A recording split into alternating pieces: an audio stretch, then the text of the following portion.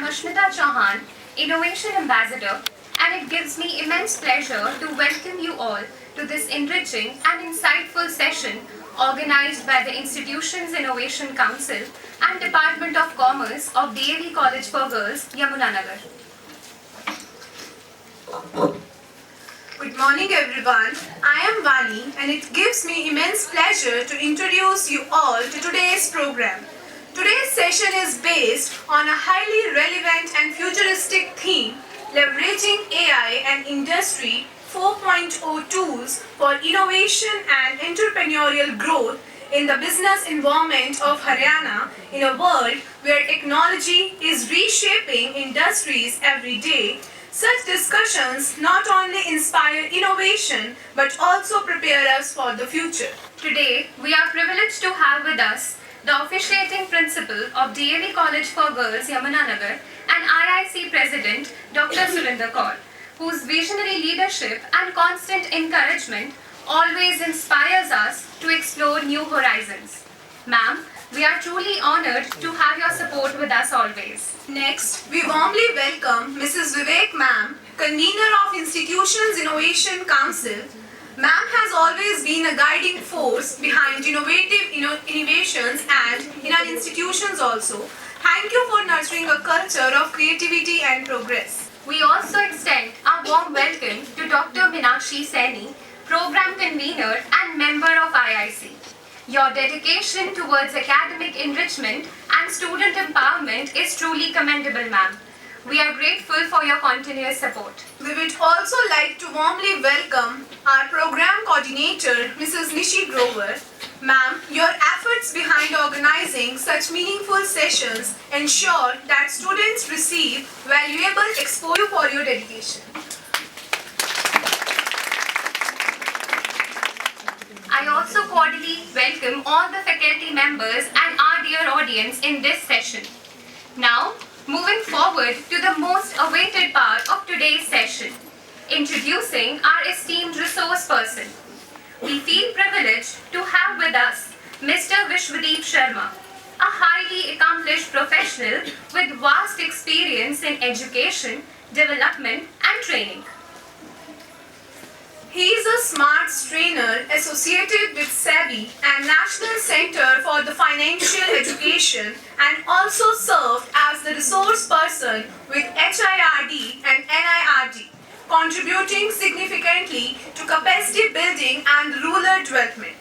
Academically, he holds an impressive portfolio, MBA, Masters in General Communication, LLB, and a postgraduate diploma in Human Rights. With over 18 years of experience in teaching, training, placement and development across various institutions, he brings with him a wealth of knowledge and practical insights. Sir's expertise in bridging education with real-world application makes him the perfect guide for today's theme on AI, innovation and entrepreneurship. We also cordially invite Mr. Vishal Sharma, the coordinator. Sir, we're truly honored to have you both with us today. Now, may I request our respected Madam Principal to present a planter, folder and memento to our Honorable Resource Person, Mr. Vishwadeep Sharma, as a token of respect and audience.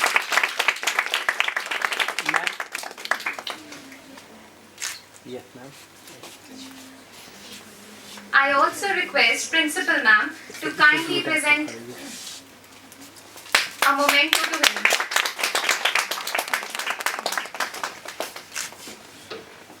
Yes, ma'am.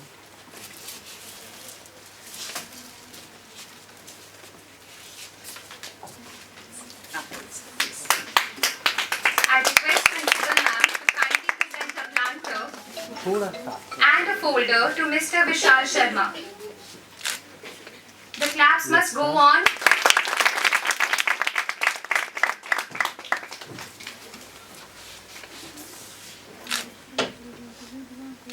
Yes, ma'am.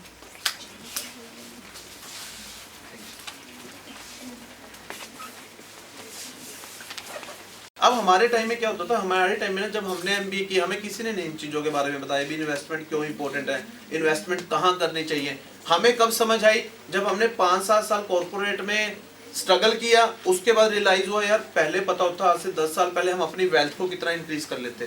Clear? तो यहाँ पर ना बेटा कोई भी late नहीं है। इस इंडस्ट्री में जितनी नॉलेज हम जितनी छोटी एज में लेंगे ना, और जितना छोटी एज में पैसा जोड़ेंगे, लॉन्ग टर्म में उतने एसेट्स क्रिएट करेंगे। क्लियर? अब गोल्ड और सिल्वर का मैंने एग्जांपल दिया। गोल्ड और सिल्वर कहाँ पे मिलता है? ज्वेलरी वाला भी तो कैसे लेता है? निकलता कहाँ से? पौधा लगता है इसका, पेड़ लगता है कहाँ से? माइनिंग से। अब वो तुमने तो कह दिया ज्वेलरी वाला कहाँ से लेके आ रहा है। ठीक है, अब गोल्ड और सिल्वर निकलता है माइनिंग से। अब इंडिया में माइनिंग होती है? कहाँ पे है? बताओ बेटा, मैं भी लेके आऊंगा वहां से। अब देखो इंडिया में ना बहुत कम, ठीक है। अब इंडिया में ना बहुत कम जगह माइनिंग होती है। इंडिया क्या करता है, अलग कंट्री से ना, Saudi Arabia, Russia, China, US, इनसे खरीदता है गोल्ड। अब जिस चीज की सप्लाई लिमिटेड है, डिमांड ज्यादा, तो अंडरस्टूड बढ़ेंगे रेट उसके। अब आपने देखा होगा अभी कुछ टाइम पहले सिल्वर के रेट कितने हाइक हो गए थे, देखे है ना? कहां तक पहुंच गया था सिल्वर?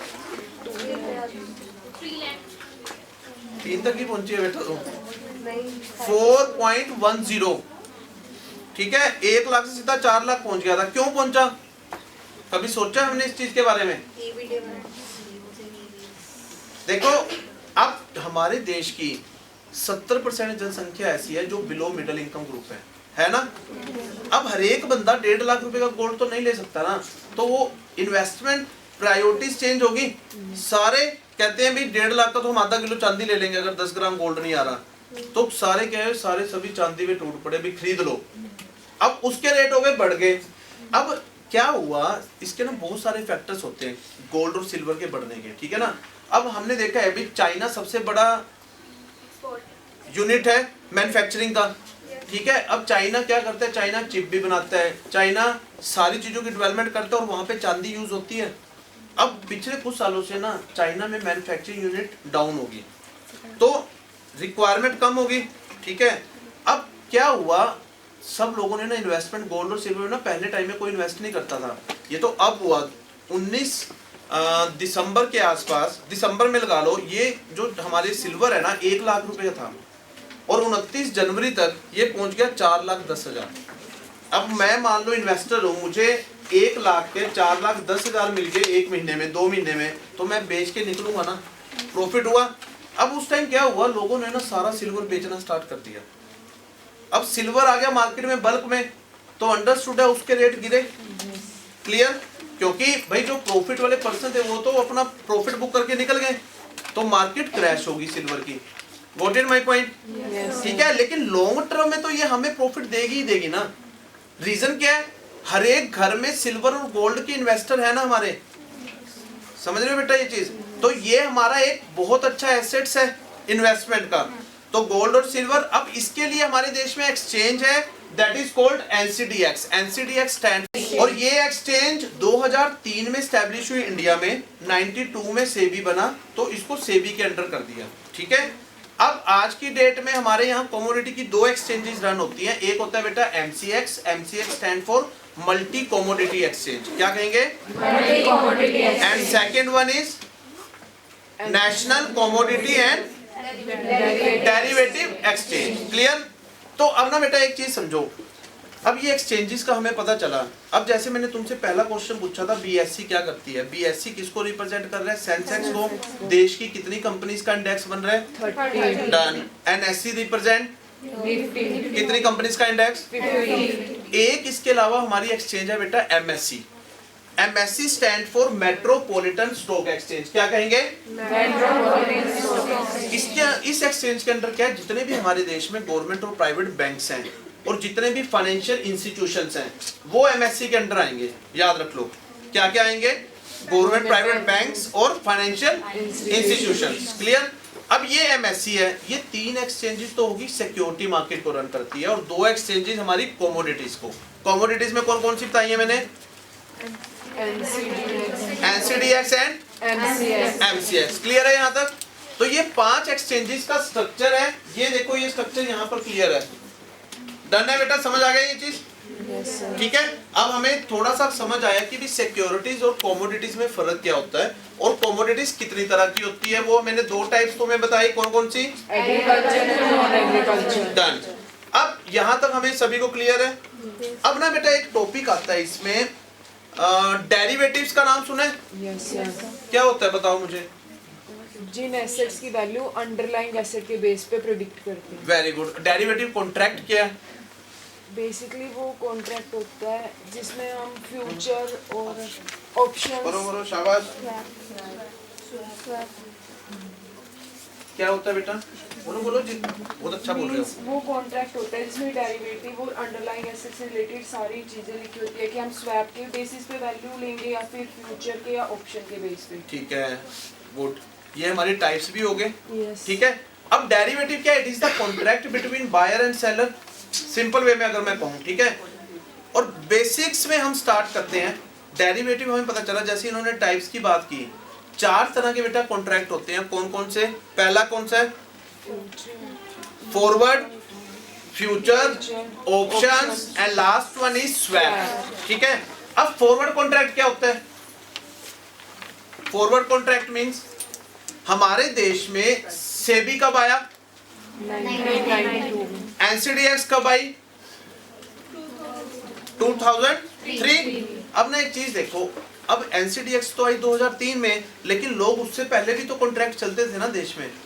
ठीक है। पुराने टाइम में बेटा हमारे देश में कौन से कॉन्ट्रैक्ट चलते थे? उसको हम कहते हैं फॉरवर्ड कॉन्ट्रैक्ट। क्या कहेंगे? अब फॉरवर्ड कॉन्ट्रैक्ट कहेंगे, सिंपल वे में एग्जांपल समझो। मान लो मैं हूं फार्मर, आप सब वो आड़ती। ठीक है। मैं किसकी खेती करता हूं? मैं करता हूं चावल की खेती। अब चावल की जो मुझे पर केजी की कॉस्टिंग आती है ना, जब मैं उसको बेचता हूं तो पर कॉस्टिंग कितने की मुझे पड़ रही है? 20 रुपए पर केजी मुझे पड़ रही है। अब मैंने तुमसे कॉन्ट्रैक्ट कर लिया आड़ती से कि भाई मैं आपसे ना 3 महीने का कॉन्ट्रैक्ट करता हूं और जब मैं चावल की कटिंग करूंगा ना आपको 25 रुपए के हिसाब से बेचूंगा। समझो बेटा ये चीज, ये कॉन्ट्रैक्ट हो गया। अब ना क्या हुआ, विद इन 3 मंथ्स में मानसून आया और बरसात बहुत आ गई। अब जब बरसात आ गई तो अंडरस्टूड है भाई फसल खराब होगी। अब फसल अगर खराब होगी तो जिस चीज की शॉर्टेज है तो उसके रेट बढ़ेंगे। क्लियर। जब बेचने का टाइम आया ना 3 महीने के बाद, तो उसकी वैल्यू कितनी होगी? 30 रुपए मार्केट में चावल की। लेकिन मुझे कितने की मैंने कॉन्ट्रैक्ट किया हुआ था? 25 में। अब भाई मैं, मेरी जो चीज एज एन फार्मर 30 रुपए की बिक्री है, तो मैं सोचूंगा ना एक बार ये तो मैंने गलत कर दिया, मेरे को तो 5 रुपए पर लॉस हो रहा है। ठीक है। इतना मतलब मुझे तो डबल प्रॉफिट हो रहा है।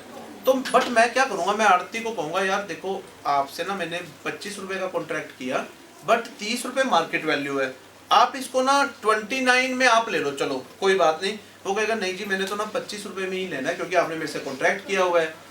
अब जब पुराने टाइम में बेटा ये एक्सचेंजेस नहीं होती थी ना, तो हमारे देश में चलते थे forward contract. But as a farmer मैं अपनी प्रायोरिटीज देखूंगा, मैं कहूंगा नहीं मैं सस्ते में तो बेचता नहीं, मैं इसको 30 में ही बेचूंगा। ठीक है। तो वो कॉन्ट्रैक्ट टूट गए। पुराने टाइम में इस तरह के कॉन्ट्रैक्ट टूट जाते थे क्योंकि एक्सचेंजेस नहीं होती थी। उन कॉन्ट्रैक्ट्स को हम कहते हैं फॉरवर्ड कॉन्ट्रैक्ट। क्लियर है बेटा ये चीज? जहां पर एक्सचेंज इन्वॉल्व नहीं है that is called forward contract. और आज एक्सचेंजेस है, सेबी है, आज हमारे देश में कौन से कॉन्ट्रैक्ट चलते हैं? फ्यूचर और ऑप्शन। फ्यूचर कॉन्ट्रैक्ट क्या होता है?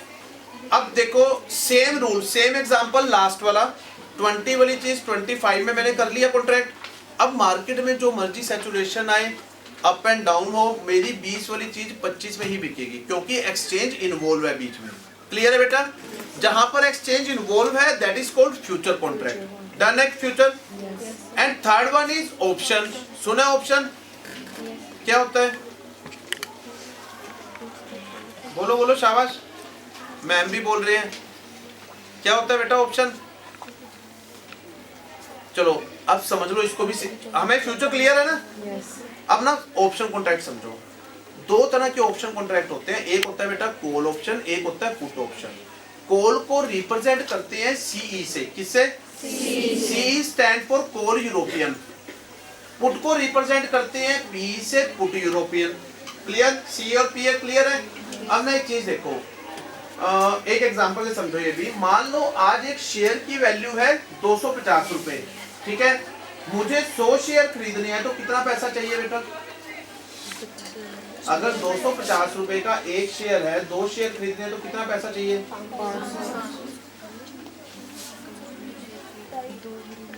100 शेयर।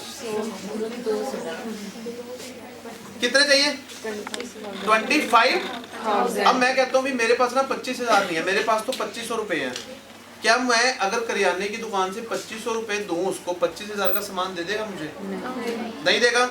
लेकिन इस मार्केट में ना बेटा 2500 में 25,000 की ट्रेडिंग कर सकते हैं, पहली चीज समझ लो। और जो 2500 अमाउंट है ना उसको हम कहेंगे प्रीमियम अमाउंट। क्या कहेंगे? And premium amount you have to pay either profit और loss, it should be zero after the contract. समझ आ गया? प्रीमियम अमाउंट तो जीरो होना ही है जब कॉन्ट्रैक्ट खत्म होगा। अब ना मैं आता हूँ कॉन्ट्रैक्ट में। मैं कॉन्ट्रैक्ट क्या किया, अगर मुझे लगता है भी आने वाले टाइम में ना 3 महीने में मार्केट जाएगी अप, ठीक है, और अगर मैं प्रीमियम अमाउंट से ट्रेडिंग कर रहा हूँ, समझ लो 2500 रुपए प्रीमियम अमाउंट है, लेकिन वो रिस्क है, वो जीरो होना है, मुझे कंफर्म्ड है बिफोर कॉन्ट्रैक्ट। क्लियर? अब 2500 रुपए मैंने इन्वेस्ट किया, मैंने 25,000 की ट्रेडिंग की। अब मुझे लगता है भी आने वाले टाइम में ना मार्केट अप जाएगी। समझो ये चीज, अगर मैं प्रीमियम अमाउंट में ट्रेडिंग कर रहा हूँ और मार्केट जा रही है अप, तो मैं कॉल को बाय करूंगा। किसको बाय करेंगे? कॉल को, अगर आप प्रीमियम अमाउंट में कर रहे हो। अगर मुझे लगता है मार्केट डाउन जाएगी तो मैं पुट को बाय करूंगा। क्लियर हो गया कंडीशन? किस केस में? प्रीमियम अमाउंट में। अगर मेरे पास 25,000 होता, 25,000 अगर मेरे पास होता, उस केस में अगर मुझे लगता मार्केट जा रही है डाउन तो मैं कॉल को सेल करता। क्लियर? और अगर मुझे लगता मार्केट जा रही है अप तो पुट को सेल करता, 25,000 अगर होते। क्लियर हो गया दोनों में कंडीशंस? यस और नो? कौन बताएगा ये दोबारा? अगर मैं प्रीमियम अमाउंट में मार्केट अप जा रही है तो किसको बाय करूंगा? अगर डाउन जा रही है पुट को। अगर मुझे लगता है मार्केट मेरे पास 25,000 है और मार्केट डाउन जा रही है तो किसको सेल करेंगे? डन। और उस केस में पुट को सेल। क्लियर है ये चीज बेटा? अब ना यहाँ पर एक चीज समझो। अब आते हैं कॉन्ट्रैक्ट में। समझो ऑप्शन कॉन्ट्रैक्ट चलते कैसे हैं। मान लो 250 रुपए का शेयर है, 100 शेयर मैंने बाय कर लिए प्रीमियम अमाउंट पे, और मुझे लगता है अभी आने वाले टाइम में ना जो 250 रुपए वाला शेयर है ना 300 रुपए से ऊपर जाएगा, मैं एक्सपेक्ट कर रहा हूँ, और कॉन्ट्रैक्ट में एंट्री कर गया। अब क्या हुआ, मेरे पास 3 महीने का टाइम है। अब वो शेयर जब 300 से ऊपर जाएगा ना उसके बाद मुझे प्रॉफिट आना स्टार्ट होगा, ये कंडीशन है। क्लियर? नेक्स्ट मंथ में क्या हुआ, मार्केट में ना इतना बूम आया और जो 250 वाला शेयर है वो पहुंच गया 400 रुपए में। इसका मतलब भाई मुझे प्रॉफिट बन रहा है, तो अंडरस्टूड है भाई मैं 3 महीने क्यों वेट करूंगा, अगर नेक्स्ट मंथ में मुझे प्रॉफिट आ गया, ठीक है, तो मैं क्या करूंगा, उसको बाय कर लूंगा। 400 मल्टीप्लाई बाय 100 कितना आ गया? 40,000 माइनस 300 से ऊपर का मेरा था कॉन्ट्रैक्ट में कि 300 से ऊपर रेट जाएंगे, 300 गुना 100 30,000 माइनस प्रीमियम अमाउंट कितना था, लास्ट में क्या बचा 40,000 माइनस 30,000 माइनस 2,500 कितना बचा बेटा 7,500 मेरा प्रॉफिट है अगर मार्केट अप गई और मैं प्रीमियम अमाउंट में कर रहा हूं entry. Got it? This is called option को ट्रेडिंग और ऑप्शन कॉन्ट्रैक्ट। क्लियर हो गया? ऑप्शन सभी को क्लियर है ना? ये किस केस में है? ये उस केस में अगर मार्केट अप गई लेकिन उल्टा हो जाता, अगर मार्केट आती तो 250 वाला शेयर आ जाता 150 में और मैं 3 महीने वेट भी करता रहता लेकिन वो 100 रुपए आ गया, तो मेरा मैक्सिमम लॉस क्या होता मेरे प्रीमियम अमाउंट का। प्रीमियम अमाउंट कितना था 2,500, सिर्फ उसका लॉस था। Got it? क्लियर है ये? This is called option contract. अब ये किस केस में है? अगर मैं प्रीमियम अमाउंट में ट्रेडिंग कर रहा हूँ लेकिन अगर मेरे पास 25,000 होते, अगर मेरे पास 25,000 होते तो उस केस में क्या था बोलो? अगर 25,000 होते तो एक तो मेरा प्रीमियम अमाउंट बचता, ठीक है। अब एक चीज समझो, जो प्रीमियम अमाउंट हमारा जीरो हुआ है ना वो किसी ने तो कमाया है। मान लो मैं बायर हूं तो बायर का वो जीरो हुआ है प्रीमियम अमाउंट, तो वो सेलर के हिस्से में जाता है। अब बट सेलर को पैसा उतना चाहिए, समझ रहे हो, क्योंकि कॉल और पुट को अगर सेल करना है तो पैसा हमें उतना ही चाहिए ना जितने का हम कॉन्ट्रैक्ट में एंट्री कर रहे हैं, ठीक है। जो अब यहाँ पर सिंपल मीनिंग समझो, जो हमारा कॉल और पुट जो लोग बाय करते हैं प्रीमियम अमाउंट पे, उनका जो प्रीमियम जीरो होता है तो प्रॉफिट किसको हो रहा है? सेलर को। क्लियर हो गया ये चीज बेटा? ठीक है, this is called option contract. Done है ये? अब फोर्थ वाला कॉन्ट्रैक्ट कौन सा था? वो क्या था? क्या था बेटा? स्वैप नहीं है, चलो अब स्वैप कॉन्ट्रैक्ट भी समझ लो, यहां तक क्लियर है? अच्छा एक इसमें ऐड ऑन कर लेता हूँ, एक है ना फ्यूचर ट्रेडिंग भी समझ लो फटाफट शॉर्ट में एग्जांपल से। फ्यूचर ट्रेडिंग क्या है? मान लो फ्यूचर की जो एक्सपायरी है ना हर महीने के लास्ट थर्सडे होती है। कब होती है? हर महीने के लास्ट थर्सडे। आज डेट है फॉर एग्जांपल 5 तारीख, ठीक है, और लास्ट थर्सडे इस मंथ का आता है फॉर एग्जांपल 25 को, ठीक है। मैंने 5 तारीख को कॉन्ट्रैक्ट में एंट्री की, आज एक शेयर की वैल्यू है 110 रुपए फॉर एग्जांपल, और मेरा कॉन्ट्रैक्ट क्या है भाई, जब इसकी एक्सपायरी होगी ना इसकी वैल्यू 130 रुपए क्रॉस कर जाएगी, मेरा कॉन्ट्रैक्ट है, ठीक है। अब जब 25 तारीख आई उस शेयर की वैल्यू होगी 150 रुपए, इसका मतलब जो मेरी एक्सपेक्टेशन थी उससे हाई हो गया तो मुझे प्रॉफिट आएगा वो, इसका मतलब मुझे 20 रुपए पर शेयर का प्रॉफिट हो गया। समझो ये चीज। अब आप कहोगे सर 130 के 110 के 130 से ऊपर गए तो 20 शेयर का तो कुछ भी नहीं 20 रुपए, लेकिन बेटा जब भी हम फ्यूचर ट्रेडिंग करते हैं ना इसमें उठाते हैं लॉट साइज। लॉट साइज का मतलब होता है एक लॉट में नंबर ऑफ शेयर्स। अब एक लॉट में ना 5000 शेयर भी हो सकते हैं, 10,000 शेयर भी हो सकते हैं, 100 भी हो सकते हैं।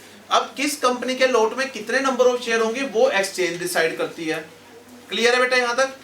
ठीक है, तो एक्सचेंज विल डिसाइड ना कि किसमें किसे, मान लो 10,000 शेयर हैं लेकिन मुझे 20 रुपए पर शेयर का प्रॉफिट है तो 2 लाख का प्रॉफिट हो गया। समझ आई? अगर वो 150 चला गया, लेकिन अगर वो आ जाता 110 रुपए तो -20 रुपए का लॉस होता। -20 का मतलब है -2 लाख रुपए का लॉस होता अगर 10,000 का लॉट है। क्लियर है? This is called future trading. Clear है future trading? Option trading call put done. ठीक है, अब ना स्वैप समझ लो। स्वैप का मतलब क्या होता है, मान लो हम 2 पर्सन है बायर सेलर, ठीक है, मैंने ना तुम्हें इंटरेस्ट पे पैसा दिया 10% पे, ठीक है। अब आपने मेरे से क्या कॉन्ट्रैक्ट किया, आपने कहा सर ठीक है 10% पे तो मैंने ले लिया है लेकिन मैं आपको ना 10% हर महीने नहीं दूंगी। उसका तरीका आपने दूसरा ढूंढा कि 5% तो मैं फिक्स दूंगी और 5% जो भी मेरा काम है उसमें प्रॉफिट जो होगा उसका इतने % दूंगी। तो वो मैनिपुलेट हो गया ना, मतलब हम दोनों पार्टीज ने अपने हिसाब से कॉन्ट्रैक्ट को अपने हिसाब से मैनेज किया। अब मैं अपने हिसाब से मैनेज करूंगा तो उसमें एक्सचेंज इन्वॉल्व नहीं होती, ये याद रख लो। जो स्वैप कॉन्ट्रैक्ट होते हैं उसमें एक्सचेंज इन्वॉल्व नहीं होंगी। अब मैंने 4 कॉन्ट्रैक्ट आपको बताए, उसमें से 2 में एक्सचेंज होती है, 2 में नहीं होती। किस किस में नहीं थी? And swap. फ्यूचर और ऑप्शन में एक्सचेंज इन्वॉल्व। क्लियर है बेटा ये चीज? ये पूरा डेरिवेटिव है। और देखो आने वाले टाइम में लेक्चर्स भी होंगे हमारे, और तो मैं आपको प्रैक्टिकली भी बताऊंगा कैसे एग्जीक्यूशन है, वो और भी ज्यादा इंटरेस्टिंग है। देखो अभी थ्योरी करके समझ आ रही है ना चीज सभी सिंपल वे में, जब प्रैक्टिकल करेंगे तो और लर्निंग होगी उसमें। यहाँ तक क्लियर है बेटा सभी को? कोई क्वेश्चन यहाँ तक? सब आ गया तुम्हें? क्लियर है? और क्लियर है? और क्लियर? बोलो बेटा। हाँ, प्रैक्टिकल भी मैं आपको दिखाऊंगा, कोई बात नहीं। अच्छा इसके बाद विशाल अच्छा एक चीज देखो बेटा, आज मैंने गोल्ड में इन्वेस्ट करना है। गोल्ड का रेट आज क्या था? अब भाई मैं आपको कहूँ बेटा तुम सारे ना गोल्ड और सिल्वर खरीद लो। आप लोग सर आपने तो कह दिया, पर 1.5 लाख रुपए हम कहाँ से लेके आए इस एज में, है ना। जब हम स्टूडेंट थे हमारे पास भी 20 रुपए होते थे, वो भी 2 पर्सन 10-10 रुपए का पेट्रोल डलवाते थे तो यूनिवर्सिटी कॉलेज पहुंचते थे, है ना। अब वो वाला टाइम 2005 की बात कर रहा हूँ मैं। आज तो यही है, आज 100 रुपए होते हैं उसकी वैल्यू, ठीक है। अब ना एक चीज समझो आप कि अगर मुझे आज गोल्ड को बाय करना है तो मुझे 1.5 लाख रुपए की जरूरत नहीं है। इस मार्केट में ना बेटा हम गोल्ड बीज को खरीद सकते हैं। गोल्ड बीज क्या होता है? शॉर्ट फॉर्म होती है गोल्ड की यूनिट की, समझो ये चीज। आज एक गोल्ड बीज की वैल्यू कितनी है? 128 रुपए 127 रुपए चल रही है। अब इस एज में मैं आपको कहता हूँ बेटा अपना 500 रुपए अपने फ्यूचर के लिए जोड़ो हर महीने। और जो चीज मुझे प्री डिफाइंड है भी आने वाले टाइम में गोल्ड और सिल्वर 10 सालों में बढ़ेंगे। अगर मैं पिछले 10 सालों का एनालिसिस करूं तो 5 to 6 टाइम ग्रोथ हुई है, समझ रहे हो। आज मान लो मैं 125 रुपए इन्वेस्ट करता हूँ, आने वाले टाइम में वो 600 रुपए वैल्यू होगी, तो मैं थोड़े सा पैसा जोड़ के भी अपनी वेल्थ बना रहा हूँ ना, समझ रहे हो चीज। इनको हम कहते हैं बेटा गोल्ड बीज और सिल्वर बीज। ये गोल्ड का स्मॉल यूनिट है जिसको हम लॉन्ग टर्म के लिए बाय कर सकते हैं इस एज में। अब मैं तुम्हें क्यों कहता हूँ, देखो हमारी एज ना अभी 18, 19, 20 के आसपास है। अब ना एक सिंपल देखो लाइफ का रूल है, हम इंसान अपनी एज कितनी मानते हैं, कितनी मानते हैं हम अपनी एज? बोलो बोलो शाबाश, कितना बेटा? 60-70। अभी मैं पंजाब में दे रहा था इंटरव्यू, एक सरदार जी कहते सर 25 साल। मैंने कहा बेटा केड़े नशे करना है दो है। तो एक ना बेटा सिंपल लॉजिक है, 60 हम सभी मैच्योर बच्चे बैठे हैं यहाँ पे, 60-70 एवरेज एज है इंसान की। अब ये हमने एनालिसिस कैसे किया, हमने अपने घरों में देखा भी एक एज के बाद दादे परदादे की डेथ हुई है। जो चीज प्री डिफाइंड है तो मैं प्लान भी अकॉर्डिंग करूंगा ना, समझदार तो वही व्यक्ति है ना।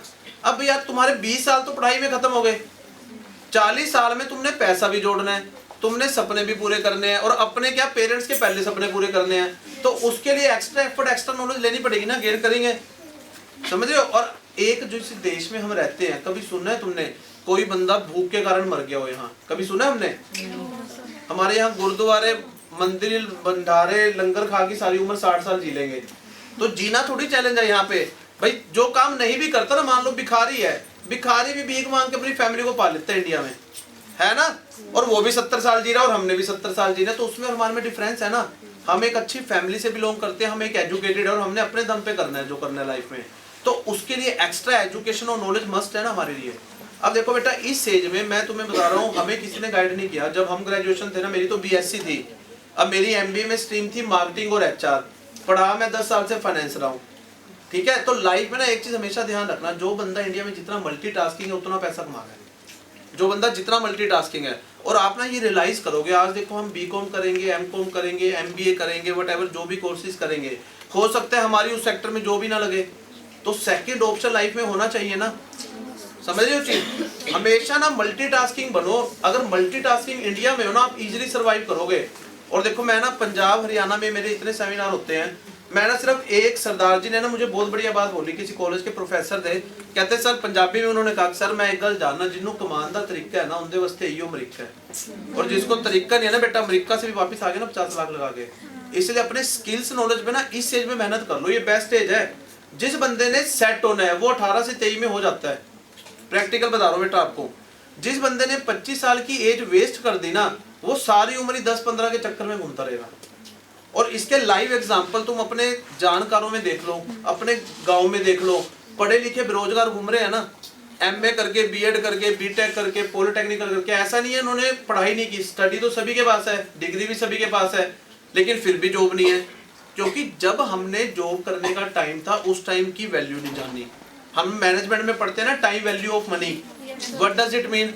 जिस बंदे ने टाइम की इज्जत कर ली ना बेटा, टाइम सारी उम्र हमारी इज्जत करेगा।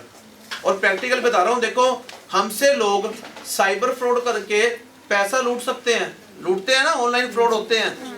अच्छा, प्रॉपर्टी झूठी अपने नाम करा सकते हैं। कभी देखा कोई किसी का हुनर लूट के भाग गया हो? अब मतलब आप यहाँ से एक चीज समझो, आपकी जो 3-4 साल की मेहनत है ना, उस मेहनत ने सारी उम्र तुम्हें पैसा देना है, सारी उम्र दोगे। अगर मान लो हमने इस 4-5 साल में डट के मेहनत कर ली और एक प्लेटफॉर्म मिल गया, उससे सारी उम्र कमाएंगे ना हम, समझ रहे हो। और एक चीज देखो, इसका लाइव एग्जांपल समझो। जब तुम स्कूल में पढ़ते थे, आज से 10 साल 15 साल पहले, 5 मिनट है ना, अगर क्योंकि मैं बेटा 2-2 घंटे लगातार बोलता हूँ, तो इसका टाइम अगला बैच भी है, तभी शॉर्ट्स में हम करेंगे इसको। अब एक सिंपल सा लॉजिक देखो, जब हम बोर तो नहीं हो रहे हो ना, कहानियां बड़ी सुनाता हूँ, है ना। तो एक सिंपल मीनिंग समझो, जब हम स्कूल में पढ़ते थे 2री-3री क्लास में, हमारे मदर फादर की एनर्जी अलग थी ना। आज हम बड़े हुए 20 साल में, वो 40 साल अबव हो गए, तो उनकी एनर्जी बॉडी में डाउन होनी स्टार्ट होगी ना। इसका मतलब समझो कि भाई जो बंदा जवानी टाइम में जितने एफर्ट्स कर गया और एक प्लेटफॉर्म तक पहुंच गया, तो वो सक्सेसफुल है इंडिया में। और बेटा एक चीज बताऊं, इंडिया में जितना पैसा है ना, हम सोच भी नहीं सकते। मतलब आप लिमिट ही नहीं है कमाने की। ये तो लोग हैं कि 20-20, 50 लाख लगा के फौरन जा रहे हैं। मैं कहता हूँ इंडिया में इतना पैसा है ना, जितनी पॉपुलेशन है उतनी अपॉर्चुनिटीज हैं, लेकिन वो अपॉर्चुनिटी सिर्फ 1% लोग ही कमा रहे हैं, सिर्फ 1% लोग। और वो कौन कमा रहे हैं? जिसको नॉलेज है, जो एक्स्ट्रा एफर्ट सीखना चाहता है कुछ। क्लियर? अगर भाई मुझे पैसा भी कमाना है, सारी चीजें कमाना है, और आज के टाइम में आपने देखा होगा हमारे समाज में ना, जिसके पास पैसा है ना, उसको समझदार व्यक्ति माना जाता है ना ये चीज। और इसके लाइव एग्जांपल तुम अपने घरों में देखे हैं। हमारे घर में ना कोई रिश्तेदारी में शादी ब्याह होता है, जिस बंदे पे पैसे नहीं, बेचारा कोने में बैठ के रोटी खा रहा होता है। जिस पे पैसा है, बड़ी गाड़ी से उतरता है, लोग आगे पीछे घूमते हैं, चाहे उसको बोलने की अकल नहीं है, फिर भी घूमते हैं ना। इट मीन्स पैसे से वैल्यूज है। और देखो आप सभी गर्ल्स हो, हमारे लिए तो और इम्पोर्टेंट है भाई, हमें नहीं पता अगले परिवार में शादी में के बाद कौन सा किस तरह की फैमिली मिले, है ना। अब उससे पहले हम इस तरह, हमारी मदर कोई समझदारी वाली बात ही बोले ना, क्या कहेंगे घर वाले, तेरे को नहीं पता चुप बैठ जा, कहते हैं ना। इसका मतलब हमारे समाज में समझदार किसको माना जाता है, जिसमें पैसा है। तो पैसा बहुत इंपॉर्टेंट है ना लाइफ में। तो जिंदगी में ना पैसा कमाओ दबा के, और दबा के पैसा इन्वेस्ट भी करो। मतलब हम गवर्नमेंट कहती है भी 58 साल तक सब रिटायर हो जाते हैं, एज है ना रिटायरमेंट की, लेकिन हमें अपने एसेट्स इस एज में ऐसे बना लेने हैं, जब हम रिटायर होंगे ना हमारी पेंशन ही लाखों में होगी, और वो हम खुद डिसाइड करेंगे कितनी पेंशन लेनी है मुझे, ठीक है ना। ये होती है बेटा हमारी फाइनेंशियल प्लानिंग। अगर ये इस एज में एग्जीक्यूशन आपने कर ली ना, आज मैं कहता हूँ तुम्हारे पास पैसे नहीं है, 500 रुपए भी महीना तो हम जोड़ सकते हैं ना अपने जेब खर्ची में से। 500 रुपए का मतलब देख लो, आज मैं तुम्हें कहूँ भी 100 रुपए का सोना लेके आओ सुनार से, दे देगा सुनार सोना? वो कहेगा भी तुम्हारा दिमाग खराब है, 100 रुपए की तो मैं अपनी मिट्टी भी नहीं देता दुकान की, सोना तो दूर की बात है। लेकिन यहाँ पर गोल्ड की यूनिट्स को बाइक इकट्ठा करना शुरू कर दो, यही यूनिट्स आने वाले टाइम में हजारों में हो जाएगी बेटा, क्लियर। तो ये हमारी वेल्थ को जनरेट करती है। अच्छा एक म्यूचुअल फंड्स में बता दें, म्यूचुअल फंड टॉपिक सुना है बेटा हमने? yes, क्या होता है, किसी को पता है कुछ? फटाफट बताओ शॉर्ट में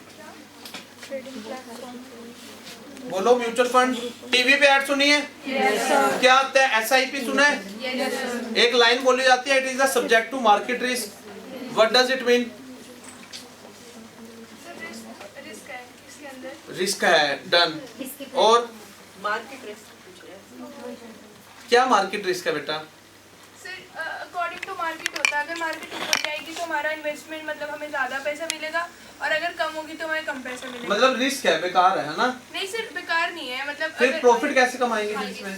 sir high risk high profit होता है। अच्छा अब चलो, अब मैं तुमसे क्वेश्चन पूछता हूँ। मार्केट चलती फंस गई है बेचारी, है ना, आंसर देंगे। चल बैठ जा, तेरे से नहीं पूछता बेटा, बैठ।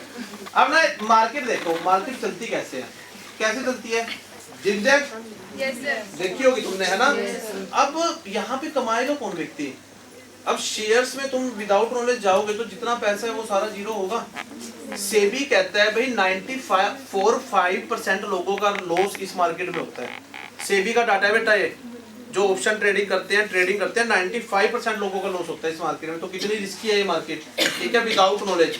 अब ना एक चीज देखो, म्यूचुअल फंड शॉर्ट में फटाफट मैं बताता हूँ। हमारे देश में ना पहला म्यूचुअल फंड आया 1960 में। कब आया?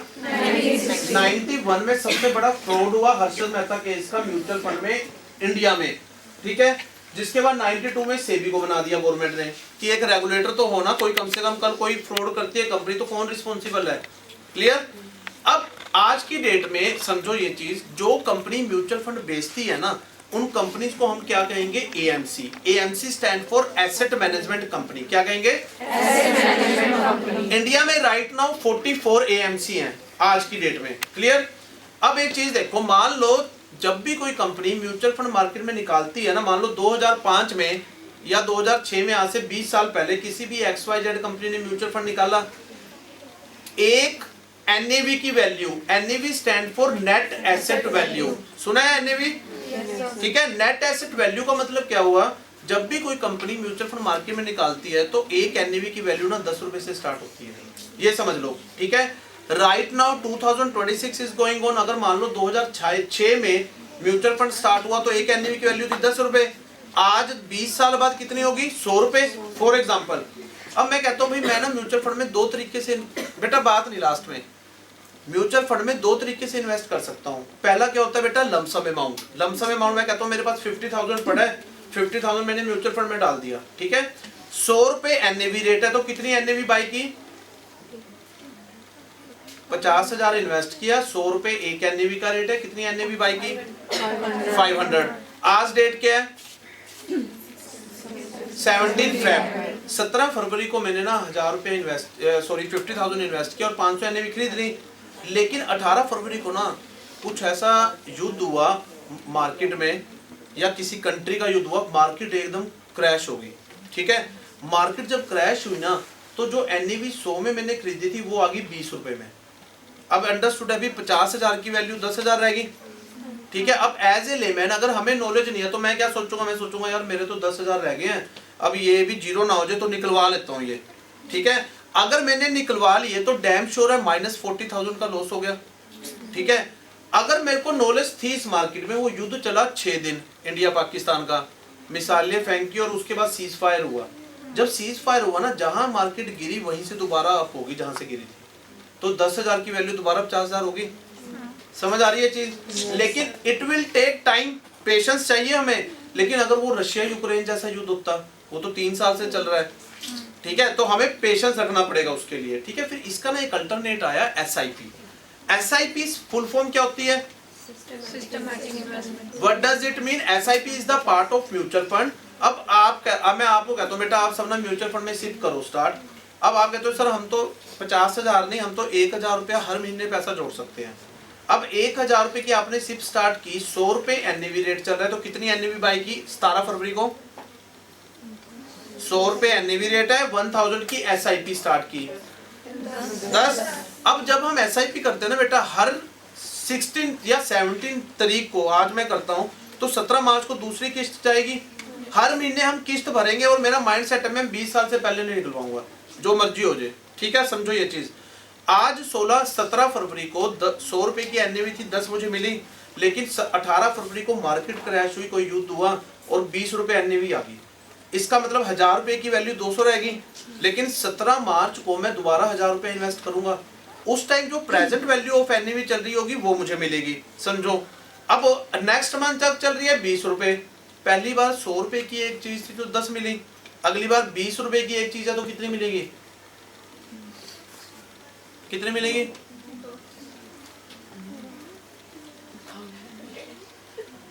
कितनी मिलेगी? गिनती सुनाओ बेटा फिर। 20 गुना 50 कितना होता है? 1 लाख। 20 गुना 50 कितना है? 1000। तो कितना दिमाग, इतना बेटा थोड़ा खर्च कर लो, इतना क्या करोगे दिमाग रख के, थोड़ा खर्च करो इसको, ठीक है। 20 गुना 50 1000, मतलब नेक्स्ट मंथ मुझे 50 NAV मिलेगी। अब मैं तो यार यही चाहूंगा जितनी मार्केट डाउन है ना, मेरा फायदा है, मैं हर साल हर महीने 1000 रुपए इकट्ठा करूंगा, प्रेजेंट वैल्यू ऑफ NAV खरीदता रहूंगा। अब यहाँ पर मार्केट डाउन है, अब पे मेरी सेहत पे क्या असर है? मैं तो रेगुलर इन्वेस्टर हूँ ना, लेकिन आप क्या देखोगे 5 साल 7 साल हमें जब पैसा जोड़ते हो जाएंगे, जो मैंने 20 रुपए की NAV खरीदी वो भी आ गई 600 रुपए, और जो 100 की खरीदी वो भी 600, तो पैसे में बूम आया एकदम। क्लियर हुआ? अब ये देखो यहाँ पर रिस्क क्या है, लगा तुम्हें कोई रिस्क? अगर हम रेगुलर इन्वेस्टर हैं और लंबे टाइम के लिए मैं पैसा जोड़ रहा हूं, जब मार्केट ऐसे जाएगी तो भी मैंने इन्वेस्ट किया, नीचे आएगी तो भी इन्वेस्ट किया, तो मेरा लॉस हो ही नहीं सकता। सिप में नहीं होता ना लॉस, समझ रहे हो? रेट ऑफ इंटरेस्ट कम ज्यादा हो सकता है, बट अगर लॉन्ग टर्म इन्वेस्टर हूं 10-15 साल में ही मैं मिनिमम 15-20% ब्याज ले लूंगा। क्लियर है ये चीज? 7% इन्फ्लेशन भी है तो 13% बचा गया मैं। क्लियर हो गया बेटा ये चीज? This is called SIP through mutual fund. और ना अब एक चीज और समझो, कोई भी म्यूचुअल फंड होता है उसमें ना 3 तरह के फंड होते हैं, एक होता है इक्विटी फंड, एक होता है डेट फंड, एक होता है हाइब्रिड। तीनों में डिफरेंस समझ लो। इक्विटी मींस क्या होती है, हम बुक्स में पढ़ते हैं ओनरशिप, ठीक है। अगर इक्विटी में मैं इन्वेस्ट कर रहा हूं तो मैं डायरेक्टली इन्वेस्ट कर रहा हूं शेयर्स में, जहां पर रेट ऑफ इंटरेस्ट कंफर्म्ड नहीं है before investing, that is called equity market. And if you talk about the debt market, जहां पर रेट ऑफ इंटरेस्ट कंफर्म्ड है बिफोर इन्वेस्टिंग। डन है? Hybrid 50 equity 50 done. क्लियर है बेटा ये चीज? ठीक है। अगर मैं म्यूचुअल फंड में मैं कहता हूं मैं तो भाई लॉन्ग टर्म इन्वेस्टर हूं, मैं रिस्क लूंगा ज्यादा। अगर हम लॉन्ग टर्म इन्वेस्टर है ना, मोर रिस्क मोर प्रॉफिट वाली स्ट्रेटजी यहाँ यूज होगी। डन। अब भाई अंडरस्टूड है, अभी मार्केट अगर 20 साल के लिए मैं माइंड सेट है इन्वेस्टमेंट का, तो मार्केट अप एंड डाउन तो होनी है, लेकिन मैं रेगुलर इन्वेस्टर हूं तो मेरा लॉस हो ही नहीं सकता, क्योंकि जब मार्केट गिरेगी तब भी मैं इन्वेस्ट कर रहा हूं, अप जाएगी तब भी इन्वेस्ट कर रहा हूं। तो मार्केट चलती कैसे है, दिस वन, और एक टाइम में आके नवा हाइक बनाएगी, फिर ऐसे चलेगी, फिर उससे नवा हाइक बनाएगी। डन है? और लेकिन हम तो सभी टाइम पीरियड में इन्वेस्टर है ना। क्लियर? अब ये पैसा लगता कहाँ है वो समझो। कोई भी म्यूचुअल फंड का पोर्टफोलियो होता है। पोर्टफोलियो का मतलब क्या होता है? बंडल ऑफ सिक्योरिटीज, ठीक है। यहाँ पूल ऑफ मनी है लोगों की। अब कोई भी पोर्टफोलियो, मान लो मेरा इंडिविजुअल पोर्टफोलियो की बात करूं, मैं 100 रुपए दिन के कमाता हूं ना, तो 20-20 रुपया करके 5 जगह इन्वेस्ट करता हूं। मैं 20 रुपए इक्विटी में डालूंगा, 20 डेट में डालूंगा, 20 गोल्ड में डालूंगा, 20 सिल्वर में डालूंगा, 20 टर्म और हेल्थ इंश्योरेंस करवाऊंगा, ठीक है। अब ये मेरी डाइवर्सिफिकेशन होगी मनी, ये मेरा इंडिविजुअल का पोर्टफोलियो है। ऐसे ही म्यूचुअल फंड का पोर्टफोलियो होता है जिसमें नंबर ऑफ कंपनीज होती हैं विद डिफरेंट सेक्टर। अब देखो आप सभी मैच्योर हो, आज आईटी नंबर 1 है, मैकेनिकल सिविल डाउन है। 2013-14 में आईटी में एडमिशन भी नहीं रहता था कोई, मैकेनिकल सिविल सबसे पहले भर्ती थी, तो वो सैचुरेशन आ रहा है ना इंडस्ट्री में। अब जब मेरे 100 रुपये 5-5 रुपया करके 20 सेक्टर में और 20 सेक्टर की टॉप की कंपनीज में इन्वेस्ट होंगे, 10 सेक्टर डाउन भी हो गए, 10 तो फिर भी बचा लेंगे मुझे। क्लियर? तो पैसा बढ़ा ना हमारा, ये पूरा म्यूचुअल फंड का कंसेप्ट है। कोई क्वेश्चन है बेटा यहाँ पे? क्लियर है सभी को, अच्छे से समझ आ गया? ठीक है, एसआईपी भी हमें एक समझ आई। अब ना 1 मिनट और लूंगा। ईटीएफ सुने? ETF stand for exchange traded fund. क्या कहते हैं? Exchange traded fund. अब मैंने तुमसे सबसे पहला क्वेश्चन पूछा था, एनएससी रिप्रेजेंट किसको कर रही है? बीएससी में कितनी कंपनीज का इंडेक्स है? 30। अब जो ETF में पैसा जुड़ता है ना, वो लगता है इंडेक्स फंड में, ये याद रख लो। ETF में मुझे पैसा जोड़ना है तो किसमें जोड़ूंगा मैं? Index fund. और इंडेक्स कौन से होते हैं? Nifty 50, Nifty 500, Nifty 200, Nifty 300। Done. और ऐसे ही ये बीएससी टॉप की 30 कंपनीज। अब निफ्टी 50 को अगर मुझे खरीदना है तो 2-3 लाख रुपया चाहिए, लेकिन मैं क्या करूंगा, निफ्टी 50 20 को खरीद लूंगा, उसका शॉर्ट फॉर्म। निफ्टी 50 20 की वैल्यू कितनी है? 290 रुपए। अब 290 रुपए तो हम सभी इन्वेस्ट करते हैं। आप देखो 290 रुपए लगा के देश की टॉप की 50 कंपनी में पैसा लग गया आपका। अब वो 50 कंपनी ग्रो करेगी तो अंडरस्टूड है मेरे 290 की वैल्यू 1000 भी जाएगी। समझ आ रही है?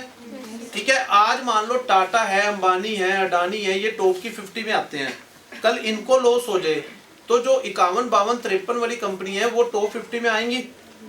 ठीक है, लेकिन मैंने तो टॉप 50 में लगाया हुआ है ना, मैंने टाटा में थोड़ी लगाया डायरेक्ट पैसा। Got it my point? तो टॉप 50 तो बढ़ेगा ही बढ़ेगा ना।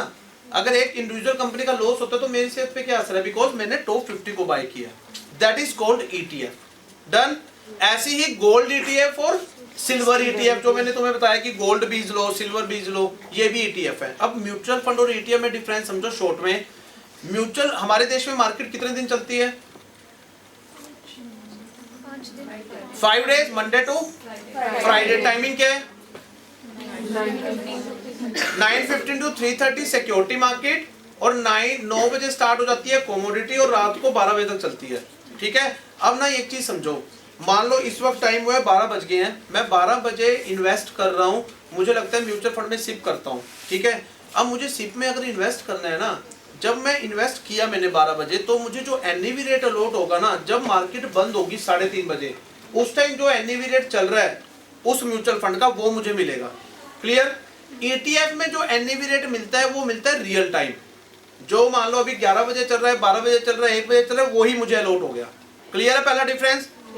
सेकंड, म्यूचुअल फंड में एक्सपेंस रेशो ज्यादा होता है। एक्सपेंस रेशो का मतलब क्या हुआ? मान लो बेटा हमने 100 रुपए इन्वेस्ट किए, लेकिन मेरे मार्केट में लगे कितने? 98 और 99। 1 से 2% कंपनी खर्चा निकाल लेती है, लेकिन ETF में एक्सपेंस रेशो कितना है? 0.001 का। मतलब वो ज्यादा पैसा लग रहा है हमारा मार्केट में।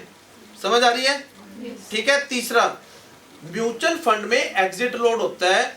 अगर मैं 1 साल से पहले पैसे निकलवाऊंगा तो 1% का एग्जिट लोड है, लेकिन ETF में एग्जिट लोड नहीं होता, जब मर्जी करवा लो। क्लियर है?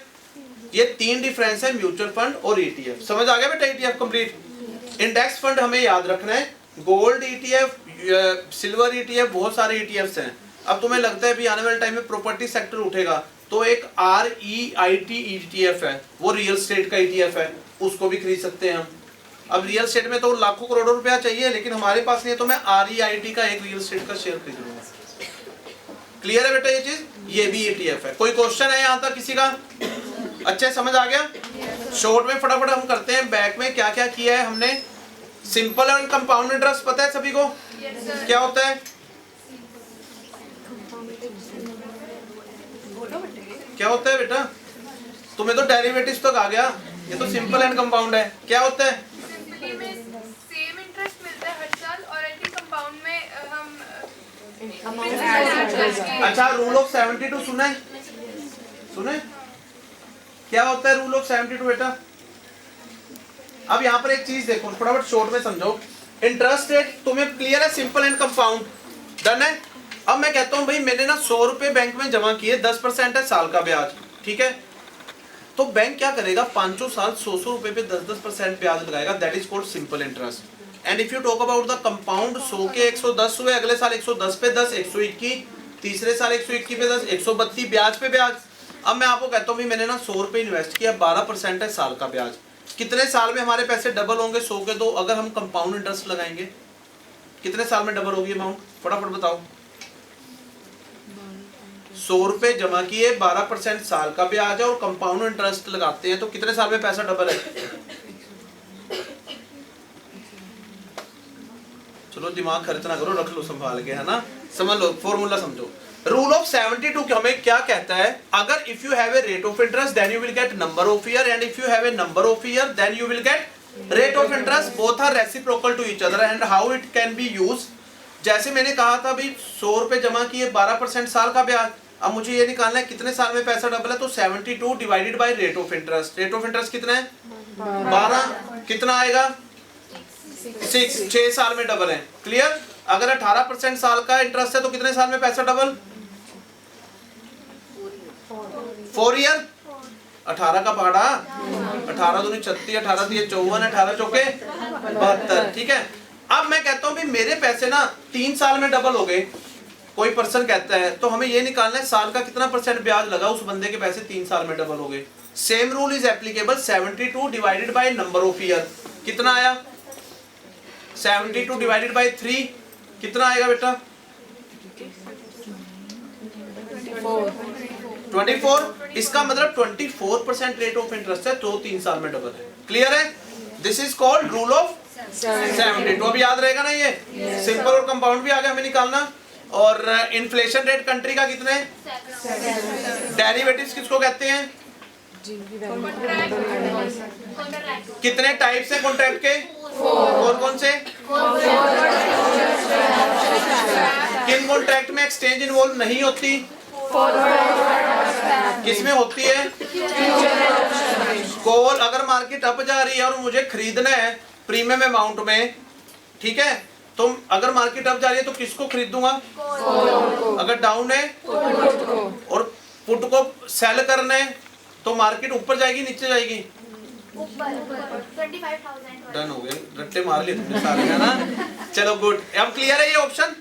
ठीक है, अच्छा डेरिवेटिव हमारा हुआ और ऑलमोस्ट हो गया सभी को। ठीक है, तो ये हमारा बेटा लेक्चर था आज का। कुछ समझ आया इसमें? कोई क्वेश्चन है किसी के माइंड में? You can ask any question related to this market. ETFs और म्यूचुअल फंड में डिफरेंस क्लियर है?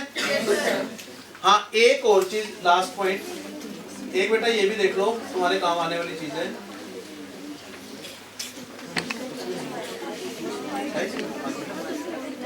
ये एक बेटा क्या करना है, NISM का नाम सुना है कभी? क्या है ये?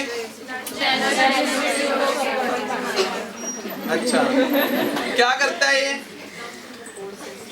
कैसे सर इंस्टीट्यूट है? National institute of security market. It was established in 2006 by SEBI. ठीक है, सेबी ने इसको बनाया। अब ये क्या काम करता है? During your graduation you have to clear 2 to 3 examinations and the examination name will be, first module is beginner module of mutual fund. ये बेटा हमें करना है during your graduation. If you want to get job after completing your graduation, तो ये exam बहुत helpful होने वाले हैं। इसमें कौन कौन से एग्जाम हमें क्लियर करने हैं? पहला एग्जाम है बेटा beginner module of mutual fund, ये जरूर करना है। सेकंड है security market foundation NISM 12 series. Third exam है NISM 16 सीरीज कमोडिटी डेरिवेटिव। अगर हमने ये ड्यूरिंग ग्रेजुएशन भी क्लियर कर ली ना, अगर इसके बाद हम बैंकिंग सेक्टर में जाना चाहते हैं, सिक्योरिटीज मार्केट में जाना चाहते हैं, तो इन एग्जाम्स की वहाँ वैल्यू है। बच्चे क्या करते हैं, जब सिलेक्शन हो जाती है ना उसके बाद पेपर देते हैं ये। तो बट अभी आप देखो टच में भी हो, पढ़ाई भी कर रहे हो, साथ साथ ये एग्जाम क्रैक कर लो। 1500-1600 रुपये फीस होती है बेटा इसकी, और 3 से 5 साल तक वो वैलिड होता है। 60% पासिंग मार्क्स हैं, कुछ एग्जाम में नेगेटिव मार्किंग भी है। लेकिन तुम्हें बेसिक्स अभी इस एज में करने की रिक्वायरमेंट है। एक तो तुम्हारी वो नॉलेज को एनहेंस करेगा, ठीक है। एक डॉक्यूमेंटेशन पार्ट हमारे पास एक्स्ट्रा होगा। आप कभी इंटरव्यूज में बैठोगे ना ग्रेजुएशन के बेस पे, तो वहां पे ये एग्जाम्स की वैल्यूज है। ये साथ साथ ना कर लो जब भी तुम फ्री हो। जैसे मान लो सबसे पहले NISM में रजिस्टर करोगे आप अपने आप को। रजिस्टर करने के बाद आपकी ईमेल आईडी बन जाएगी। उसके बाद मुझे जो भी एग्जाम देना है मैं ऑनलाइन अप्लाई करूंगा। डेट मैं अपने अकॉर्डिंग डिसाइड कर सकता हूँ कि कब की सीट्स अवेलेबल है। आपकी यमुनानगर में ऑनलाइन एग्जाम होगा, 2 घंटे का पेपर होता है और साथ साथ रिजल्ट आ जाता है इमीडिएटली, ठीक है। तो तो ये सर्टिफिकेशन की वैल्यू है जब हम मार्केट में जॉब के लिए करेंगे। क्लियर? एट द एंड तो देखो जॉब तो सभी को करनी है ना, पढ़ क्यों रहे हैं, हमें एक अच्छी जॉब चाहिए। अच्छी जॉब तो मैंने अगर किसी बंदे को हायर करना है, ग्रेजुएट तो दुनिया है ना, लेकिन मेरे लिए लायक मुझे कौन सा सूट करेगा वो तो मैं अपने अकॉर्डिंग अपने स्किल्स के हिसाब से लूंगा, जिस बच्चे को रिक्वायरमेंट है। ठीक है, अब यहाँ पर ना एक चीज देखो, जिस बंदे को नॉलेज है, मुझे पता है भाई तुम्हें सिक्योरिटी मार्केट का सब आता है, तुमने पेपर भी क्लियर कर रहे हैं, तो मैं एक ऐसे बच्चे को हायर करूंगा जिसको कुछ नहीं आता, और ऐसे को करूंगा जिसको सारा आता है, तो रहेगा ना वो इंटरव्यू में। तो इन एग्जाम को ड्यूरिंग योर ग्रेजुएशन और मास्टर्स ये क्लियर जरूर करना, जब भी इंटरव्यू में जाओगे तब तुम्हें वैल्यूज पता चलेगी इनकी।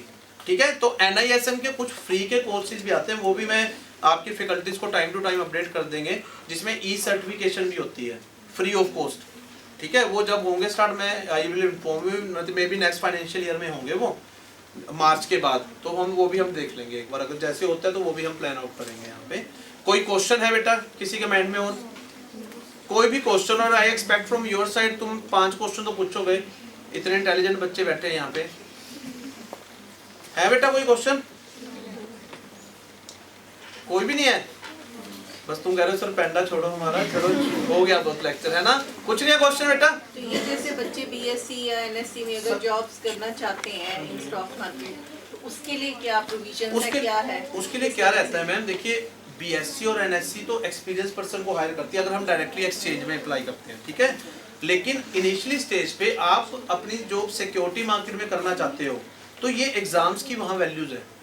ठीक है ना? अब आपने देखा होगा, तुम कभी शेयर मार्केट की कंपनी में या NSc BSc कभी विजिट की होगी अगर तुमने, वहाँ पे ना टर्मिनल पे बच्चे काम कर रहे हैं ना, शेयर्स को बाई सेल कर रहे हैं, ब्रोकर के अंडर जो काम करते हैं। ठीक है, तो ये सारे NISM के पेपर क्लियर किए हुए हैं लोगों ने। ठीक है, लोग क्या करते हैं, जॉब लगने के बाद ये पेपर क्लियर करते हैं, लेकिन तुम पहले से क्लियर करोगे तुम्हारे लिए एक पॉजिटिव इंपैक्ट रहेगा ऑर्गेनाइजेशन में जब भी इंटरव्यू देने जाओगे।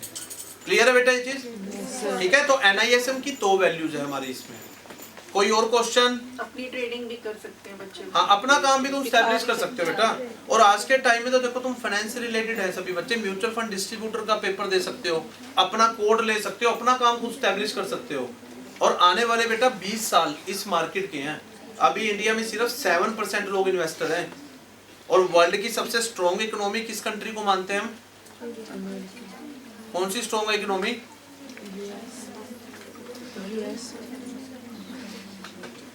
यमुनानगर? कौन सी है स्ट्रॉन्ग इकोनॉमी वर्ल्ड की? US है ना? अब वहां की पॉपुलेशन है ना, 62% लोग उनकी मार्केट में इन्वेस्ट करते हैं, नैस्डैक में। जैसे हमारी यहाँ पर है ना, हाँ वहाँ नैस्डैक है, वहाँ पे 62% लोग वहाँ के इन्वेस्टर हैं। तो देख लो कितना ग्रो कर रही है कंट्री। जब लोगों का पैसा देश की टॉप की कंपनी में लगेगा और कंपनी ग्रो करेगी, तो अंडरस्टूड है मेरा पैसा बढ़ेगा ना, समझ रहे हो? लेकिन आज यहाँ पे क्या है, हमें करोड़पति तो सभी को बनना है, बनना भी जल्दी है, और जल्दी के चक्कर में बिना नॉलेज के जाओगे तो वो पैसा 95% तभी तो लॉस हो रहा है, सेबी कह रही है। क्लियर? तो बिना नॉलेज के हमें यहाँ पे इन्वेस्ट नहीं करना। आप नॉलेज के साथ जाओगे, अपनी वेल्थ 15-20 साल में कोशिश अगर सही जगह इन्वेस्ट किया तो वहां से हम करोड़पति भी बनेंगे, लेकिन it will take time. Knowledge के साथ आप एंट्री करोगे। ठीक है, तो ये चीज हमें ध्यान रखनी है। कोई क्वेश्चन बार बार पूछ रहा हूं बेटा, कोई तो पूछ लो। कुछ नहीं है? चलो ठीक है student, thank you, best of luck for your future. An insightful and enriching session it has been. Thank you, sir, for sharing such valuable knowledge and practical perspective with us. Sir, your words have truly inspired us to think innovatively and embrace the future with confidence. I would like to express our sincere thank you and gratitude to our respected Madam Principal for her constant encouragement and support. And we are equally thankful to Vivek ma'am, Meenakshi ma'am, Nishi ma'am, Shikha ma'am for their guidance and efforts in organizing this session. And most importantly, heartfelt thanks to all our resource person, Mr. Vishwadeep Sharma, for sharing his time, wisdom and experience with us. Thank you, sir. Please give a huge round of applause. And last but not the least, thank you for being such a wonderful audience. Have a great day ahead.